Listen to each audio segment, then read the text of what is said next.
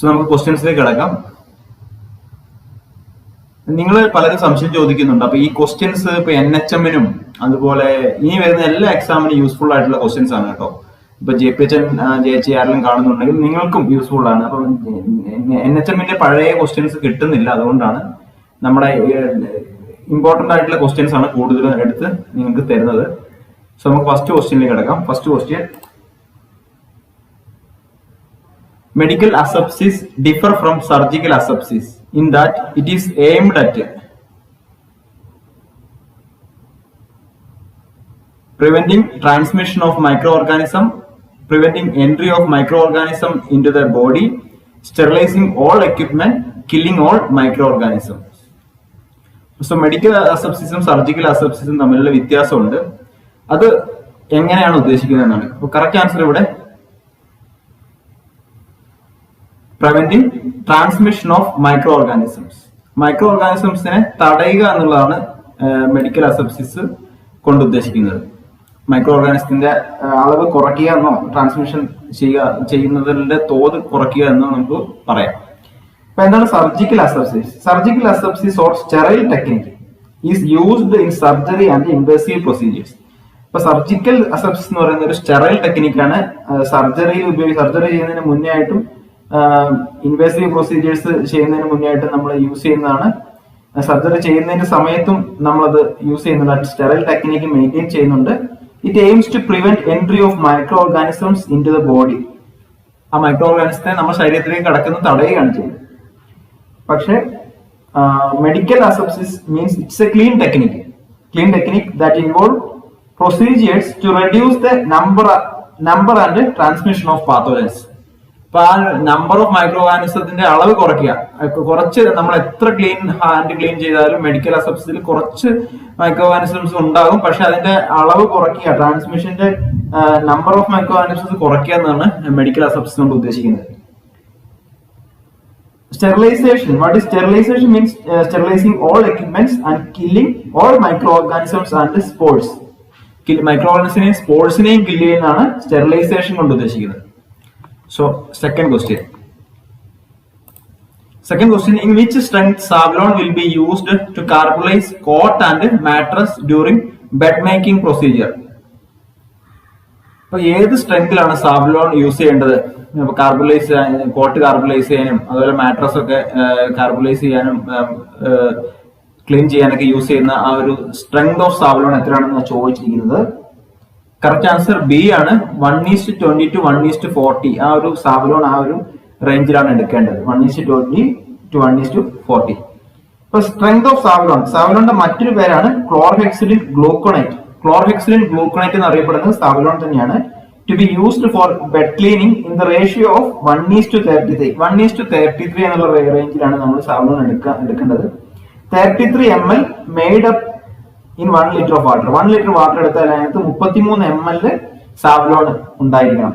It also used for the treatment of wounds and burns, swabbing in ഒബ്സ്ട്രക്റ്റിവ്സ്.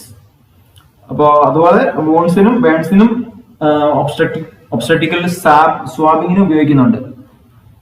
So നമുക്ക് third question പോകാം. Third question: the most common site of hospital acquired infection is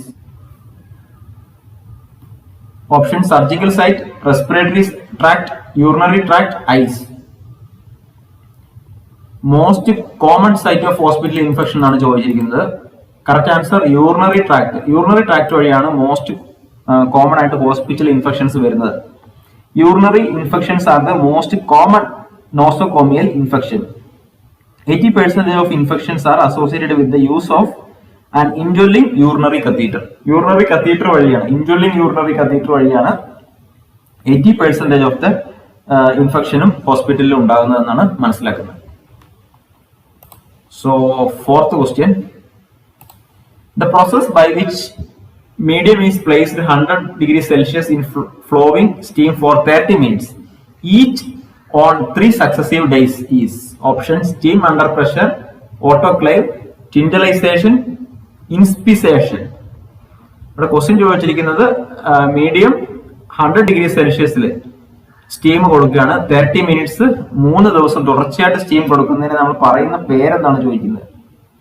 correct answer ടിൻഡലൈസേഷൻ ആണ്. ടിൻഡലൈസേഷൻ ആണ് ആ process.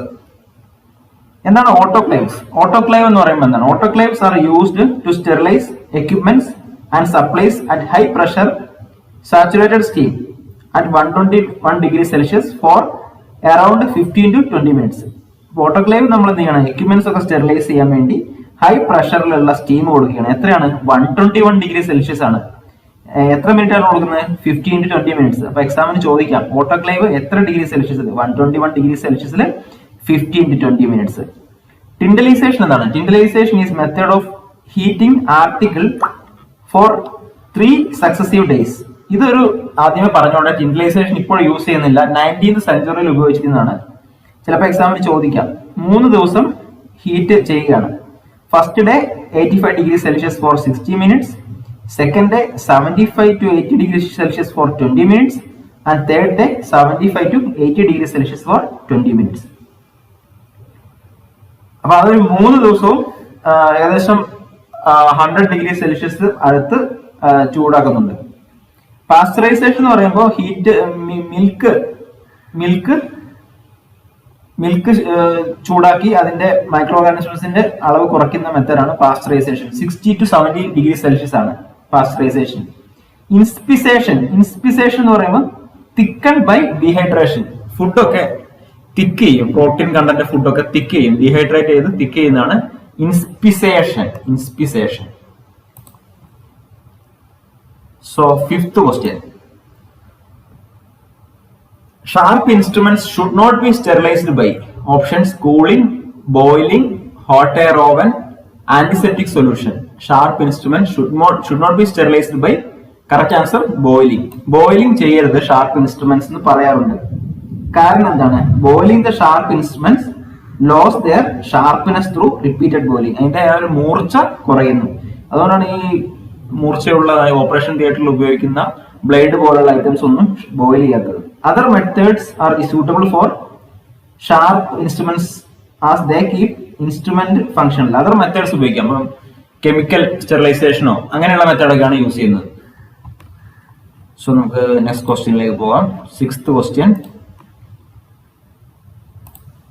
What type of isolation precaution is in use when a patient is asked to wear mask? Options: blood safety, contact, droplet, standard. Correct answer standard ആണ്. Droplet ആണ്. അതായത് isolation precautions നമ്മൾ mask ഉപയോഗിക്കാൻ പറയുന്നത് droplet infection തടയാൻ വേണ്ടിയാണ്. ഇപ്പൊ നിങ്ങൾക്ക് അതിനെപ്പറ്റി ഒന്നും പറഞ്ഞു തരേണ്ട ആവശ്യമില്ല, നമ്മൾ ഡെയിലി യൂസ് ചെയ്യുന്നതാണ്. ഡ്രോപ്ലെറ്റ് ഇൻഫെക്ഷൻ തടയാൻ വേണ്ടി. Droplet infections R transmitted from one individual to another by droplets of moisture expelled from the upper respiratory tract through coughing or sneezing. By wearing the mask, this kind of infection can be prevented. So we can move to the 7th question. Tubes and catheters are disinfected with options: 2% glutaraldehyde, 1% hypochlorite, formalin, Corsolex. Tubes and catheters are disinfected with 2% glutaraldehyde. Glutaraldehyde ആണ് use ചെയ്യുന്നത്. 2% glutaraldehyde use ചെയ്യുന്നത് to disinfect tubes and catheters. 1% hypochlorite എന്തിനാണ് use ചെയ്യുന്നത്? Surface disinfection. ഇപ്പൊ എന്തെങ്കിലും blood നിലത്ത് വീണാലൊക്കെ hypochlorite solution ആണ് ഉപയോഗിക്കുന്നത് അല്ലെ. അത് 1% ഹൈപ്പോക്ലോറൈറ്റ് ആണ് ഉപയോഗിക്കുന്നത്. ബ്ലഡ് സ്പില്ലേജ് വരുമ്പോൾ അതുപോലെ ലിക്വിഡ് വേസ്റ്റ് ഡിസിൻഫെക്ഷൻ ഒക്കെ ആയിട്ട് ഉപയോഗിക്കുന്നതാണ് 1% ഹൈപ്പോക്ലോറൈറ്റ്. സർഫസ് ഡിസിൻഫെക്ഷനും ബ്ലഡ് സ്പില്ലേജും.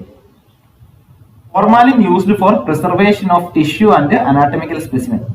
ഇപ്പൊ അനാറ്റമിക്കൽ സ്പെസിമെൻ ഒക്കെ യൂസ് ചെയ്യാൻ വേണ്ടി നമ്മൾ കേടുകൂടാതെ ഇട്ടുവെക്കാൻ ഫോർമാലിൻ ഉപയോഗിക്കും. അതുപോലെ ഓപ്പറേഷൻ തിയേറ്ററിൽ ടിഷ്യൂ ബയോപ്സിക്ക് വേണ്ടി ടിഷ്യൂ എടുത്ത് അതൊക്കെ നമ്മൾ ഫോർമാലിനിൽ കേടുകൂടാതെ കുറെ നാൾ എടുത്തു വെക്കാറുണ്ട്. Corsolex used to disinfect heat sensitive instruments. Heat തട്ടാത്ത മൂർച്ചയുള്ള ഇൻസ്ട്രുമെന്റ്സ് ഒക്കെ കോർസോലെക്സിലാണ് നമ്മൾ ഉപയോഗിക്കുന്നത്, ഡിസിൻഫെക്റ്റന്റ് ചെയ്യുന്നത്. അപ്പോൾ ബാക്കിയുള്ള ക്വസ്റ്റ്യൻസ് കുറച്ച് ക്വസ്റ്റ്യൻസ് കൂടെ നിങ്ങൾക്ക് തരാമെന്ന് കരുതി. First question: infection occurs following treatment modality or procedures is known as. എന്തെങ്കിലും ട്രീറ്റ്മെൻറ്റ് കൊണ്ടോ അല്ലെങ്കിൽ എന്തെങ്കിലും പ്രൊസീജിയേഴ്സ് കൊണ്ടോ ഹോസ്പിറ്റലിൽ നിന്ന് ഉണ്ടാകുന്ന ഇൻഫെക്ഷൻ ഏതാണെന്നാണ് ചോദിച്ചിരിക്കുന്നത്. കറക്റ്റ് ആൻസർ അയോട്രോജനിക് ഇൻഫെക്ഷൻ ആണ്. ഓപ്ഷൻ എ ആണ് correct answer, iatrogenic infection. Iatrogenic infection occurs as a result of diagnostic and or therapeutic procedures on a patient. എന്തെങ്കിലും ഡയഗ്നോസ്റ്റിക് പ്രൊസീജിയറോ തെറാപ്യൂട്ടിക് പ്രൊസീജിയേഴ്സോ സർജറിയോ അതുകൊണ്ടൊക്കെ ഉണ്ടാകുന്ന ഇൻഫെക്ഷനാണ് അയാട്രോജനിക് ഇൻഫെക്ഷൻ. എന്തെങ്കിലും പ്രൊസീജിയർ ചെയ്യുക. Nosocomial infection are those infections occur in patient after 48 hours of hospital stay. ഹോസ്പിറ്റലിൽ വന്നിട്ട് 48 മണിക്കൂറിന് ശേഷം ഉണ്ടാകുന്ന ഇൻഫെക്ഷനാണ് നോസോകോമിയൽ ഇൻഫെക്ഷൻ. അതായത് ഹോസ്പിറ്റലിൽ നിന്ന് സാധാരണ നമുക്ക് പിടിക്കാറുള്ള infection. Concurrent infection is the term used when a patient has 2 or more simultaneous infections. അതായത് ഒരു പേഷ്യൻ്റ് തന്നെ ഒരു സമയത്ത് ഒന്നിലധികം ഇൻഫെക്ഷൻ ഉണ്ടാകണം. ഒന്നെങ്കിൽ ഇപ്പോൾ എന്താ പറയുക,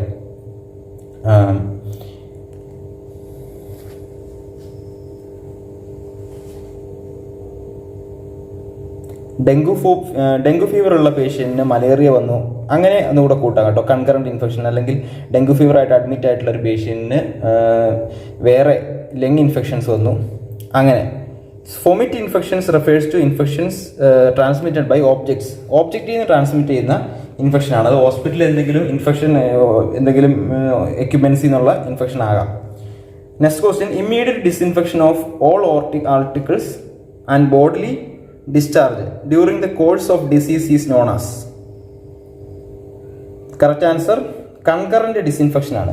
immediate disinfection of all articles, അതായത് പെട്ടെന്ന് പേഷ്യൻറ്റിന് ഉണ്ടാകുന്ന ഒരു ഡിസ്ചാർജ്, ബോഡി ഡിസ്ചാർജ്, അപ്പോൾ തന്നെ ഡിസ്ഇൻഫെക്ഷൻ ചെയ്യുകയാണെങ്കിൽ, ആ കോഴ്സ് ഓഫ് ഡിസീസിൽ തന്നെ ഡിസ്ഇൻഫെക്ഷൻ ചെയ്യുകയാണെങ്കിൽ അതിനെ കൺകറന്റ് ഡിസ്ഇൻഫെക്ഷൻ എന്ന് പറയാം. Concurrent disinfection refers to application of disinfective measures as soon as possible after discharge of infectious material from the body of an infected person.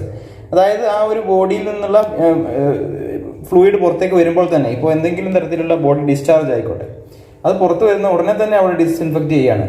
Or after soiling of articles with such infectious discharge, articles നനഞ്ഞു പോവുകയാണ്. അതാണ് concurrent disinfection. Concurrent disinfection is done for urine, feces, clothes, dressing, etc. throughout the course of this illness. ഹോസ്പിറ്റലിൽ നിന്ന് തന്നെ ആ illness ആയിട്ട് admit ചെയ്യുന്ന സമയത്ത് തന്നെ നമ്മൾ ഡിസ്ഇൻഫെക്റ്റൻ്റ് ചെയ്യുകയാണ് കൺകറന്റ് ഡിസ്ഇൻഫെക്ഷൻ. റീകറന്റ് എന്ന് പറയുമ്പോൾ അല്ലെങ്കിൽ prophylactic disinfection refers to prevention of an infection by chlorination of water, pasteurisation of milk, hand washing etcetera.